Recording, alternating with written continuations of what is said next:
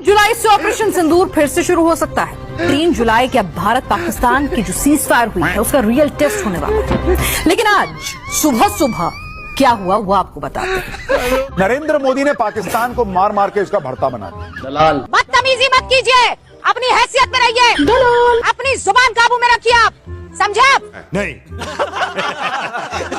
दोस्तों, गोदी मीडिया ने सारी दुनिया के सामने झूठ बोल बोल कर अपनी अवाम को शर्मिंदा करवा दिया। अब इंडिया की अवाम खुद इन्हें गालियां देती है। भारत का मीडिया पूरी दुनिया में हंसी का पात्र बन चुका है, लेकिन अभी भी उसे अपनी शाख से ज्यादा अपनी सरकारी विज्ञापन पाने की फिक्र है। कितनी अजीब बात है ना। ये बड़ी अच्छी बात कही है कि जब मुश्किल वक्त था पाक भारत की जंग लगी थी, ये मीडिया अपनी ही अवाम को झूठ बोलकर उल्लू बनाता रहा। और जब पर्दा चाक हुआ तो न मोदी की इज्जत रही और न गोदी मीडिया की। बहुत बुरी तरीके से अमेरिका ने पाकिस्तान को फटकार लगाई है कि तुरंत ये सब रोको, तुरंत पीछे हटो। अमेरिका ने पाकिस्तान को कह दिया है। तो अभी आपने खबर बताई थी कि मार्को रूबियो से बात हुई है। मार्को रूबियो ने फौरन बोला क्या कर रहा है, बहुत बुरी तरह पिटो के नामो निशान मिट जाएगा, फौरन पीछे हटो। ये बहुत बड़ी खबर, अमेरिका पहले भी कह रहा था। कौन है ये लोग, कहां से आते हैं? अब तो आधी से ज्यादा दुनिया इंडियन मीडिया की खबरें इसलिए सुनती है ताकि इन्हें देखकर थोड़ी हंसी आ जाए और मूड फ्रेश हो जाए। क्या करेंगे दुनिया पूछ रही है डोनाल्ड ट्रंप से 14 दिन, क्या सिर्फ तमाशा देखेंगे? ये बड़ा सवाल है दर्शक। लेकिन इसके पीछे अमेरिका का बहुत बड़ा गेम प्लान हो सकता है, क्योंकि अमेरिका भरोसा करने लायक नहीं है, ये कभी भी बदल जाता है। हो सकता है कि इन 14 दिनों में अमेरिका ईरान के खिलाफ हमले की पूरी स्ट्रेटेजी बना ले। मोदी का गोदी मीडिया स्टूडियो के अंदर खड़ा होकर खुद ही दुश्मन को मार मार कर उसका धुआं निकाल देता है। नरेंद्र मोदी ने पाकिस्तान को मार मार के उसका भरता बना दिया। लेकिन पाकिस्तान वो देश है जो सुधरने वालों में से नहीं है। मैं आपको बार बार कहता हूं, बिलावल भुट्टो जैसे नेता जिन्हें पाकिस्तान का पप्पू कहा जाता है, वो नरेंद्र मोदी को नई धमकियां देने में जुटा है।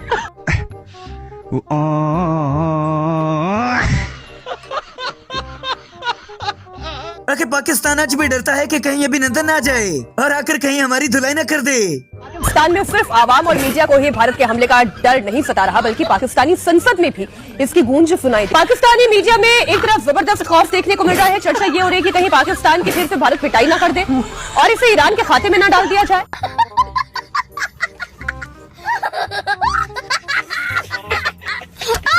गोदी एंकरों ने आलमी मीडिया से शिकायतें करना शुरू कर दी कि पाक भारत जंग में पाकिस्तान से सबूत नहीं मांगेंगे। ऑपरेशन सिंदूर और इजराइल के ऑपरेशन राइजिंग लायन में क्या अंतर है और क्या समानताएं? समानताएं दोनों में ये है कि दोनों देश अपने अपने मकसद में कामयाब हुए। भारत का मकसद था कि वो पाकिस्तान में आतंकवादी ठिकानों को निशाना बनाए और उसने 9 आतंकवादी ठिकानों पर जबरदस्त हमले किए। भारत का मीडिया सुबह उठते ही पाकिस्तान पर कब्जा करता है, सबको डराता है और घर वापस जाते हुए सारे कब्जे वापस कर जाता है।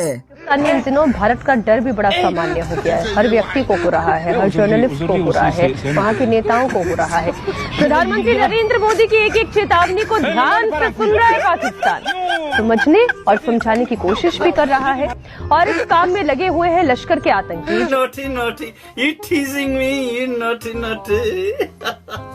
गोदी मीडिया के मुताबिक मोदी 3 जुलाई को फिर से ऑपरेशन सिंदूर शुरू करेगा और अपना सॉफ्टवेयर फिर से अपडेट करवाएगा। 3 जुलाई से ऑपरेशन सिंदूर फिर से शुरू हो सकता है। 3 जुलाई के अब भारत पाकिस्तान की जो सीज फायर हुई है उसका रियल टेस्ट होने वाला है।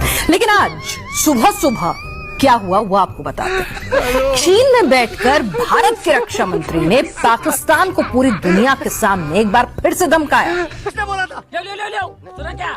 ये भी मेरी गलती है।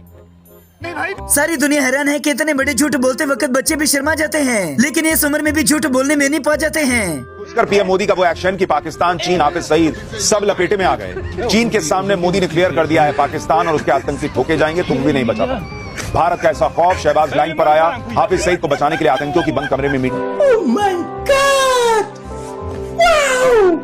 अब जरा नहीं सुन लें कि जंग के दौरान पाकिस्तान ने कुछ नहीं किया, सारी इमदाद तो चीन ने की थी। पाकिस्तान और बांग्लादेश के साथ मिलकर चीन कोई साजिश रच रहा है, क्योंकि भारत जिन पड़ोसी देशों चीन, पाकिस्तान और बांग्लादेश के बीच घिरा हुआ है, उनका एक फ्रंट बनता हुआ फिलहाल नजर आ रहा है। भारत सरकार बांग्लादेश और पाकिस्तान के साथ चीन की बढ़ती नजदीकियों पर लगातार नजर बनाए हुए है। अरे कहना क्या चाहते हो? इंडिया ने इसराइल से जंग जीतना सीखा है, इसलिए तो 2 चपेड़े खाने के बाद पापा के पास चले जाते हैं। भारत को अब 3 फ्रंट वॉर के लिए तैयार होना होगा, क्योंकि जिस तरीके से जो दोस्ती है पाकिस्तान, चीन और बांग्लादेश की बढ़ती जा रही है, भारत सरकार ने इस पर अपनी नजर बनाई है। और जो कल संसदीय समिति की एक बैठक हुई, इसको लेकर भी उसमें चिंता जताई गई है। ये इस मुल्क में ये क्या हरामीपन हो रहा है, इसे हरामीपन न कहा जाएगा तो हलाली बंद कहा जाएगा इसको। गोदी मीडिया में ऐसे मुनीर और पाक आर्मी का डर अभी भी है। उठते बैठते सोते जागते बस यही डिस्कस करते हैं। पाकिस्तान में भी मुल्ला मुनीर, उनका जो फील्ड मार्शल है, उसकी खबर से लगा था कि मार पड़ने के बाद सुधरा होगा, लेकिन ऐसा नहीं हुआ। पाकिस्तान ने ऑपरेशन सिंदूर के दौरान मिली करारी शिकस्त से कोई सबक नहीं लिया और वजह यह है कि जनरल मुनीर एक बार फिर कश्मीर पर जहरीला भाषण दे रहा है। इस बार मुनीर ने कश्मीर में आतंकवादियों को खुले समर्थन का ऐलान किया। जी मोहतरमा गोदी मीडिया में सबसे ऊंची पोजीशन पर हैं, इसीलिए तो सबसे ऊंचे झूठ बोलती हैं। पाकिस्तान के रक्षा मंत्री की तरफ से बार बार इस बात पर जोर दिया जाता है कि चीन की तरफ से उन्हें भारत के खिलाफ मदद दी गई ऑपरेशन सिंदूर के दौरान। अब चीन का रुख भारत को इस लिहाज से समझना बेहद जरूरी हो जाता है क्योंकि एक तरफ वो कॉन्फिडेंस बिल्डिंग मेजर्स हैं, वो डी एस्केलेशन है। अब एक और बड़ा झूठ बड़ी पोजीशन होल्डर से सुनिए। अब बारी है पाकिस्तान से खबरदार करने की।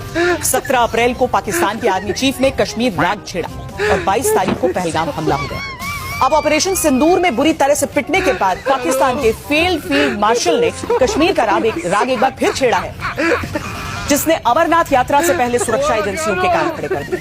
डोनाल्ड बहुत तेज हो रहा है, बहुत तेज हो रहा। झूठी खबरें दिखाना तो ठीक है, लेकिन ये खबरों के बीच में जो जहाज उड़ाए जाते हैं इनकी समझ नहीं आती।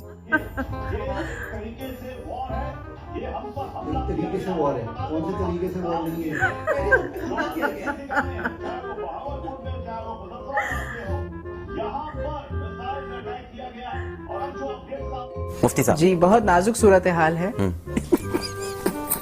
जी। बड़े बड़े कॉमेडी शोज पीछे रह जाते हैं जब एक गोदी मीडिया के एंकर बोलना शुरू करता है। बहुत बुरी तरीके से अमेरिका ने पाकिस्तान को फटकार लगाई है कि तुरंत ये सब रोको, तुरंत पीछे हटो। अमेरिका ने पाकिस्तान को कह दिया है। तो अभी आपने खबर बताई थी कि मार्को रूबियो से बात हुई है। मार्को रूबियो ने फौरन बोला है क्या कर रहा हो, बहुत बुरी तरह पिटोगे, नामो निशान मिट जाएगा, फौरन पीछे हटो। ये बहुत बड़ी खबर। अमेरिका पहले भी कह रहा था कि भारत ने ऑपरेशन सिंदूर किया है, ये उसका हक है, हिलना मत कुछ। और जब दलाल को दलाल कहा जाए तो वो भी गुस्सा कर जाता है। दलाल बदतमीजी मत कीजिए, अपनी हैसियत में रहिए, अपनी जुबान काबू में रखिए। आप समझे? आप दलाली करते होंगे आप।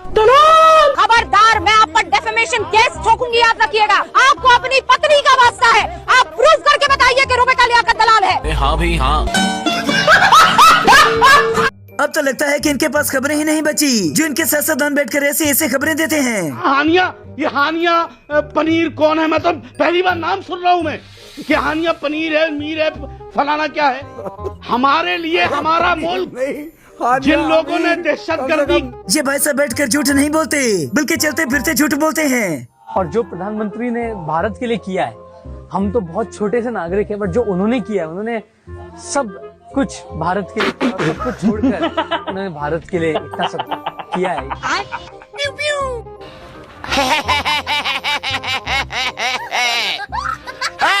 प्लीज दोस्तों